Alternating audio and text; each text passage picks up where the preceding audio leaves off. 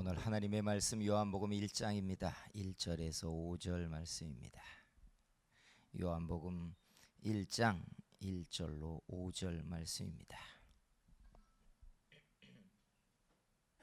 말씀 봉독해 드립니다.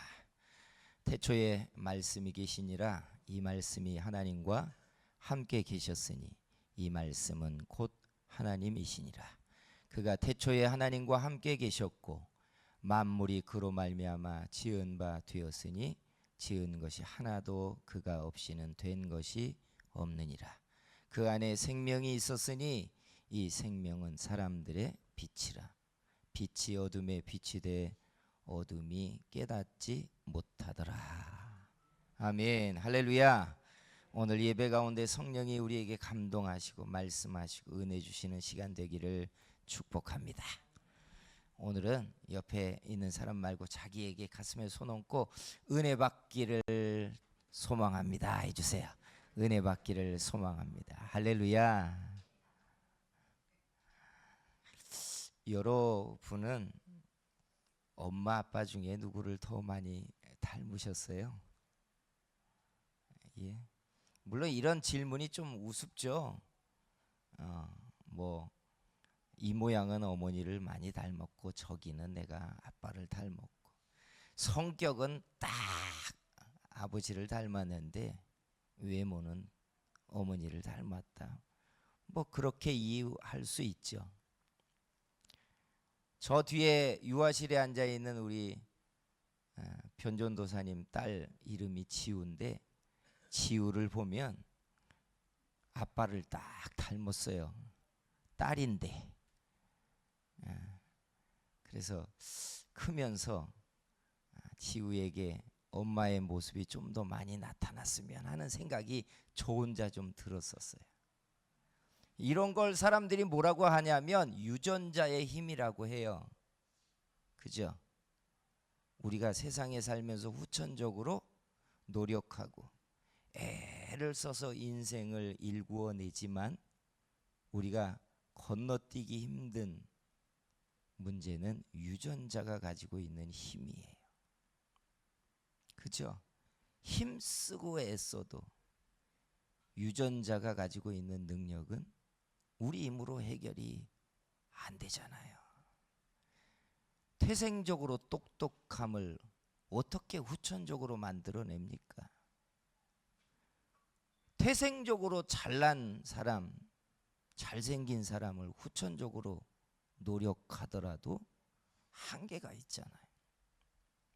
그래서 옛부터 사람들이 말한 게 세상이 가장 큰 권력은 유전자의 권력이다 이렇게 말했어요.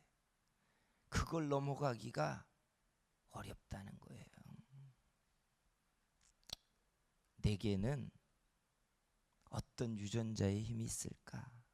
셈해 본 적 있으세요? 근데 여러분, 사람에게 있는 유전자의 힘에는 땅에서 부모님께 물려받은 것만이 있는 게 아니라 하늘의 씨앗이 우리에게 들어올 때 우리에게 하나님의 생명의 유전자도 들어왔어요. 믿으십니까? 오늘 우리가 읽은 이 본문은 바로 그런 신비로운 이야기를 담고 시작하고 있어요. 굉장히 난해한 이야기 같지만 줄이면 이런 말입니다. 태초에 말씀이 있는데 그 말씀이 하나님이고 그 말씀과 하나님이 세상을 창조했다는 겁니다. 그런데 그 말씀이 곧 생명을 가지고 있고 그 생명을 뭐라고 말하냐면 사람들 속에 있는 빛이다 라는 거예요.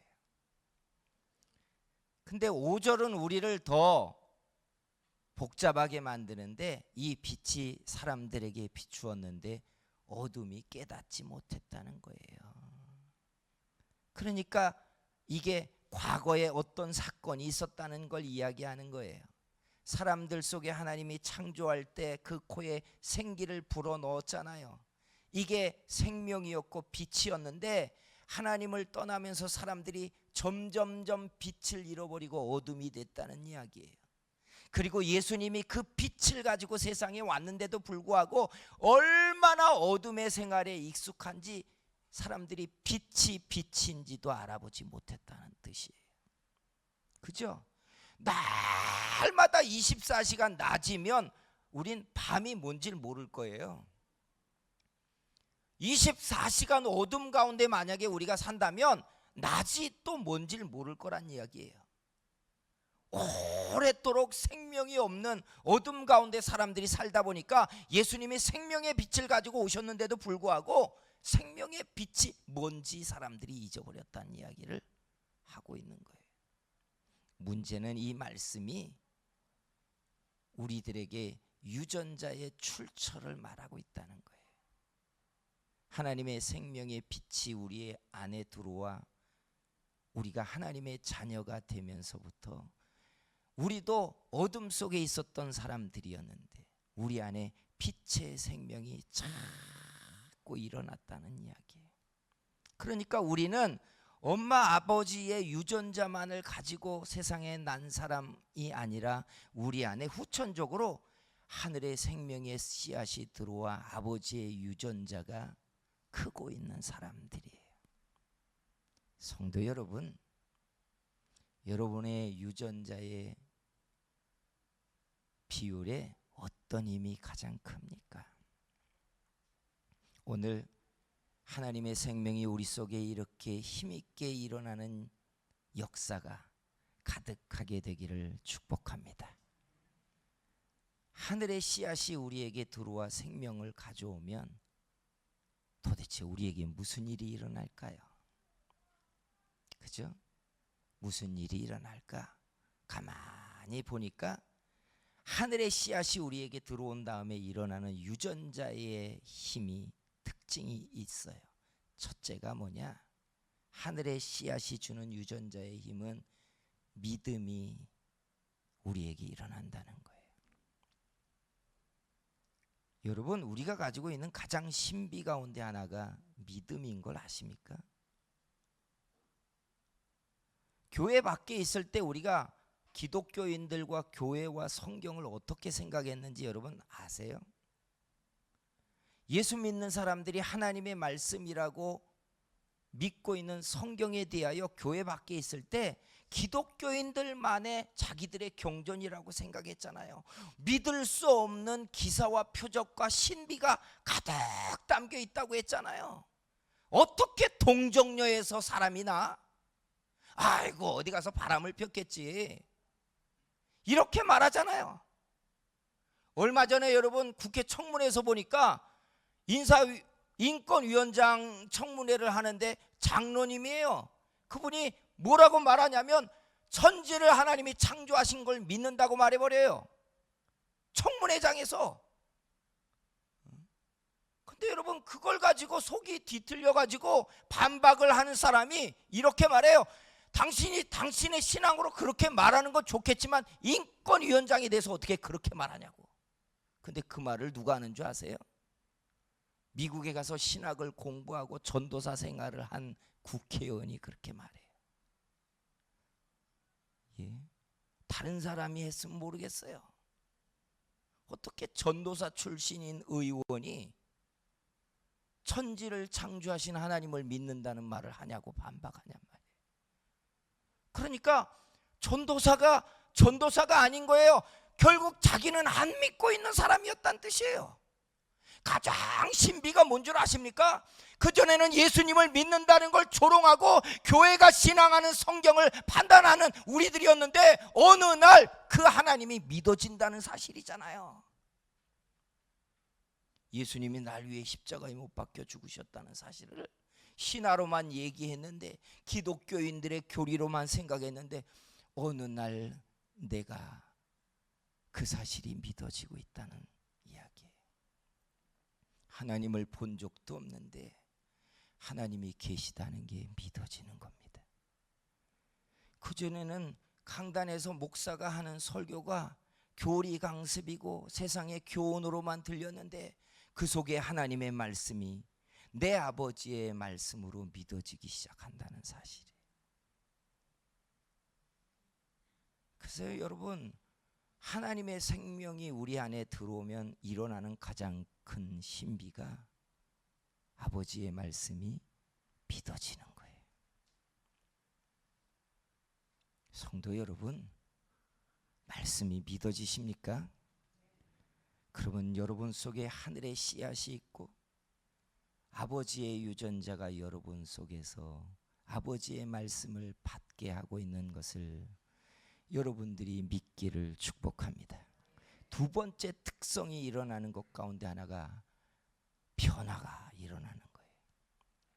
미운 오리 새끼 동화 우리 다 알잖아요. 오리 새끼들 틈바구니에서 백조 새끼가 자랍니다. 새끼 때는 다 아장아장하고 색깔도 비슷하고 꽥꽥거리니까 비슷합니다. 어미에 따라서 먹이를 먹고 성장하는 과정에서 오리 새끼인지 백조 새끼인지 구별이 안 돼요. 근데 시간이 지나서 몸짓이 크고 날개에 깃털이 생기기 시작하니까 한 마리가 다른 겁니다.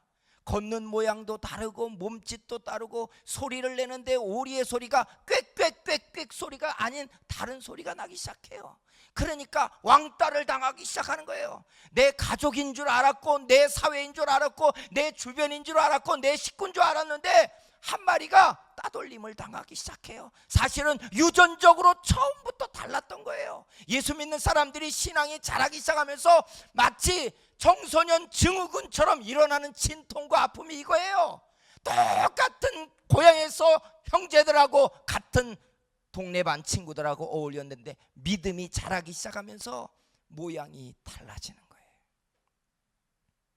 내 속에 그리스도의 형상이 일어나고 하늘의 씨앗이 점점 자라면서 내 삶의 가치관과 모양이 점점점 세상 사람들하고 달라지는 겁니다. 그전에는 친구들하고 얼마든지 그들의 문화 속에 어울리고 놀았는데 시간이 지날수록 그게 불편해지는 거예요. 가족들하고 명절을 지내고 놀러 다니고 그렇게 해맑게 뛰어놀았는데 점점 혈통이 아니라 하늘의 씨앗의 형상으로 내가 바뀌고 있는 거예요. 겪어보셨습니까? 이게 모든 사람들에게 지나가는 진통이에요.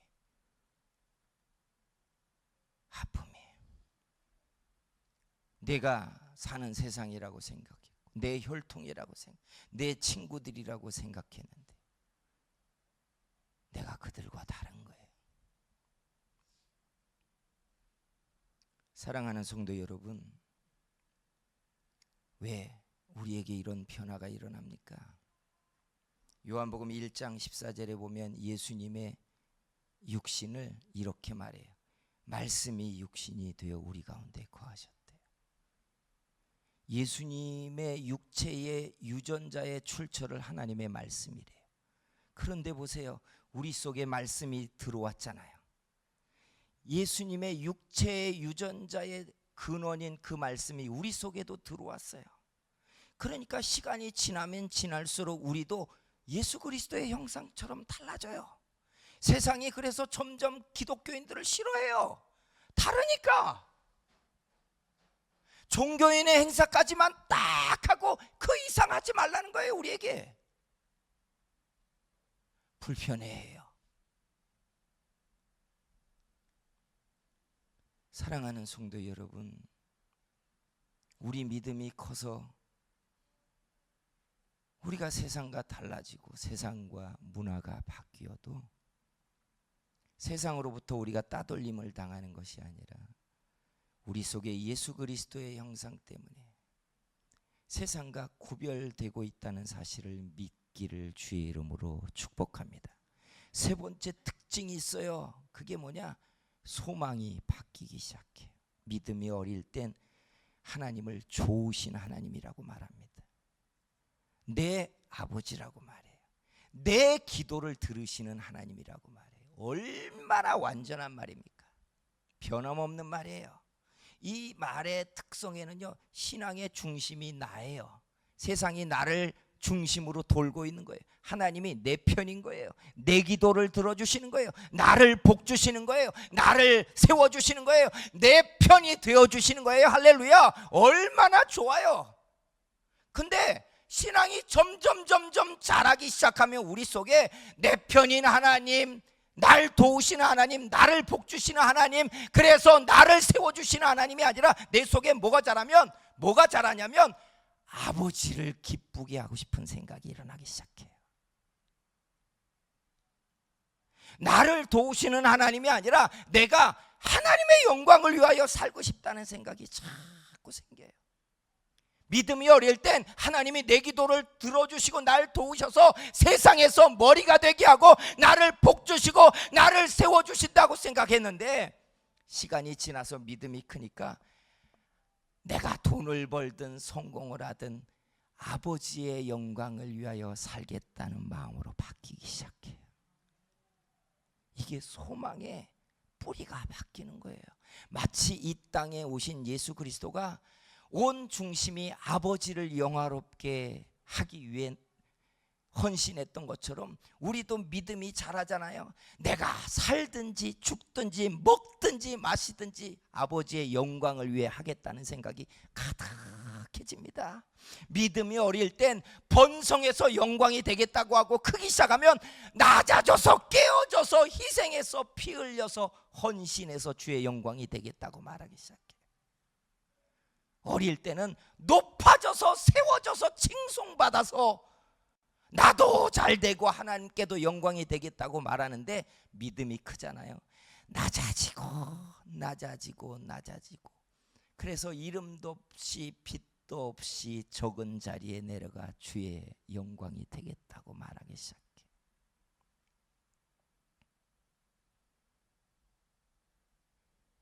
성도 여러분, 분명한 건요, 우리 안에 심겨진 하늘의 씨앗이 우리를 얼마나 크게 만들었든지 사람들 사이에는 차이가 있겠지만 하늘의 씨앗의 이 유전자는 이런 과정으로 분명히 우리를 자라게 한다는 사실입니다. 세상과 달라져도 말씀이 여러분을 짓누르는 것처럼 강요하고 있어도, 소망이 바뀌어서 주를 위해 살고 싶은 생각이 가득 차고 일어나도 이게 이상한 일이 아니라 하늘 아버지가 우리에게 심은 하늘의 씨앗의 유전자가 아버지의 뜻대로 우리를 자라게 하고 있는 모양이고 형상이란 사실이에요. 여러분 안에 이 빛의 생명이 있는 걸 보십니까? 말할 수 있습니까? 내 안에 이 생명이 들어와 있습니다. 사랑하는 성도 여러분, 세상과 달라지고 있는 것 때문에 진통을 겪고 있다면, 그 말씀의 눈치를 보고 붙잡고 살아야 되는 것 때문에 세상의 것들을 놓고 있다면, 힘이 들어도 여러분은 하나님의 자녀인 걸 믿으시기를 소원합니다. 그 소망이 하늘의 형상이 될 때까지 멈추지 않고 여러분을 키워낸다는 사실을 확신하시기를 축복합니다. 그리고 마지막 중요한 게 있어요. 성장 과정이 다르잖아요. 아이들을 낳아보면 우성과 열성이 보여요. 그죠? 똑똑한 건 나를 닮고 좀 못나고 부족한 거는 안 닮았으면 좋은데, 자식을 여러 낳아놓으면 어쩌면 똑똑하고 잘난 거는 자녀에게 유전자가 안 넘어가고 내 꼭 못난 기질만 저걸 가져가 가지고 저렇게 자식을 향하여 혀를 차도 사실은 내 못난 유전자가 그 아이에게 나타나는 것 때문에 사실은 화를 내도 그 속은 자기가 알고 있어요. 저게 내 거라는 걸.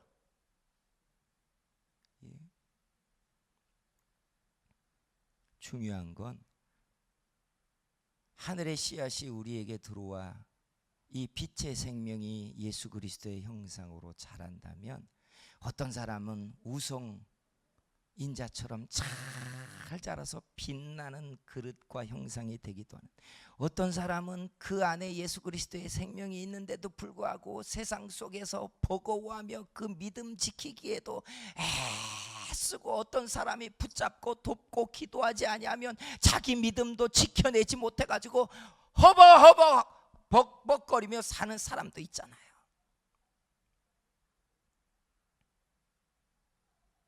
우리 안에 하늘의 생명의 씨앗이 어떻게 더 크게 할까요? 알고 계십니까? 이게 오늘 말씀의 중요한 기회예요. 말씀이 어떻게 시작했는지 기억나세요? 태초에 말씀이 있으니라. 그리고 이 말씀이 하나님이고 이 말씀이 생명이고 빛이래요. 예수님이 말씀이 육신이 되어 우리 가운데 거하셨대요. 하늘의 씨앗의 유전자에 함축된 생명의 빛이 뭐라고요? 말씀이래요. 말씀 속에 유전자의 우성인자가 가득 담겨 있는 거예요. 결국 말씀이 우리 안에 들어와서 심겨져서 그 말씀이 폭발하고 자라면 우리 속에 하나님의 형상의 우성인자가 가득 넘치고 자라게 될 거라는 이야기예요. 할렐루야. 그러니까 사람들이, 여러분, 말씀을 담지 않으니까, 말씀을 쫓지 않으니까, 말씀이 자기 안에 역사하게 하지 않으니까 하나님의 말씀의 우성인자가 생명의 역사하는 힘이 자라지 않는 거예요. 빛이 들어와 심겨지기는 했는데 자기의 육신의 유성인자도 못 이겨먹는 거예요. 세상의 힘도 못 이기는 거예요. 육신의 정욕도 못 이기고 끌려가지고 살고 있는 거예요.